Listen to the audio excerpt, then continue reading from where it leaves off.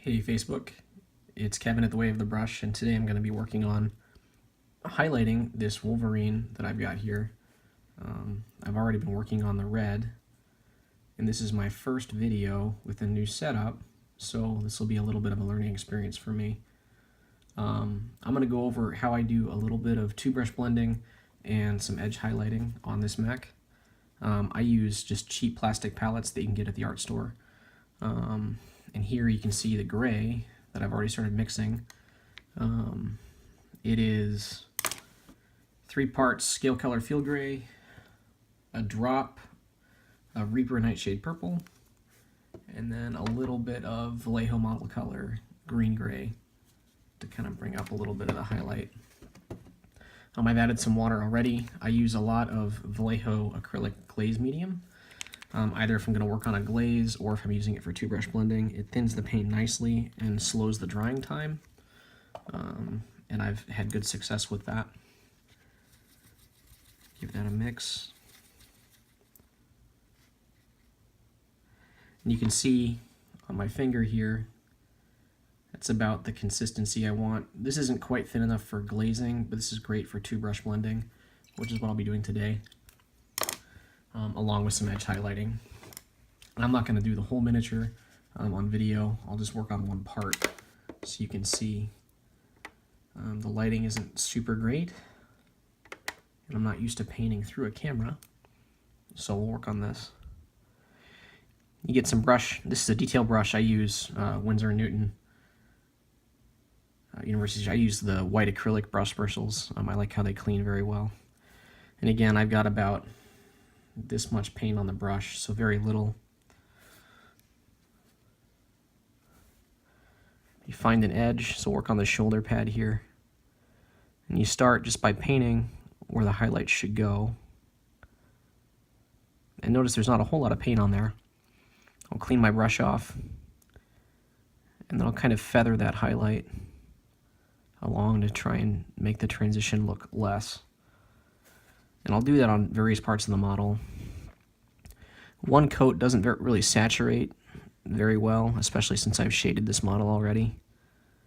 So you'll often need multiple coats so you can get a nice vivid effect. But again, you want smooth transitions when you're highlighting. It's also helpful sometimes on edges like this to use the flat end of the brush and not the tip. That helps keep the paint where you want it, and then I'll even it out that way. This is a Mech Warrior Online Wolverine that I'm painting up for a mercenary campaign I'm playing in, set in 3025 era. For sometimes these smaller surfaces, I don't go back and smooth the transition to brush style. I'll just put a little bit of paint on and then leave it, because there's not a whole lot of surface to blend on.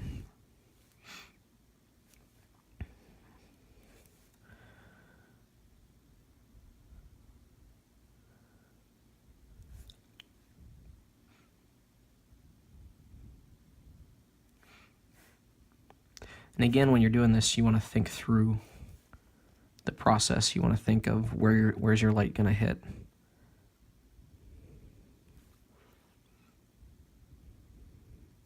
And you always want to try, when you're two-brush blending, to pull the paint where you want it to go. So you can see here on this chest piece, when I was shading here, I put some of I use glazing for this technique, and I put some of that glaze in, and then I pulled it towards that recess. And you can see that again here and around the chest piece. There's a lot of nice detail on this model. So I've got most of the arm with some basic highlights down.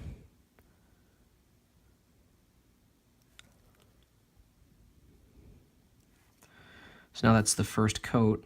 I'm going to go back now and add a second highlight. This will be more edge highlighting than before. I might still need some two brush if I get sloppy, just to kind of help clean up the edges.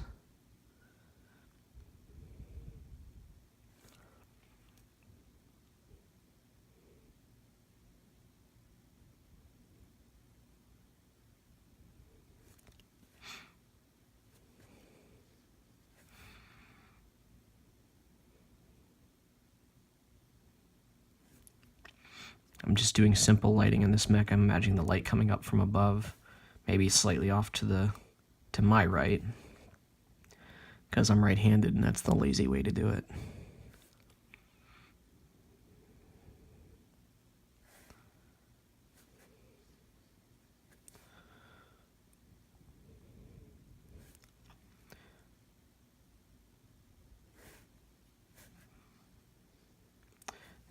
Using this technique involves a little extra time. However, I feel like it's worth it because it gives you really nice, smooth transitions and really sharp looking highlights. They really help your miniature stand out on the battlefield when you're playing.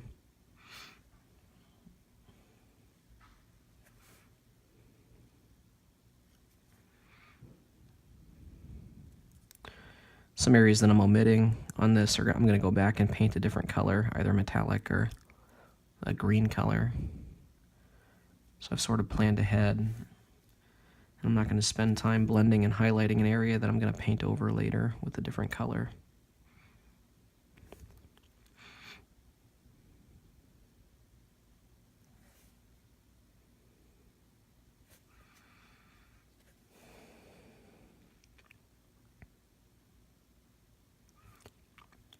Biggest mistake I've ever made painting is having paint too thick.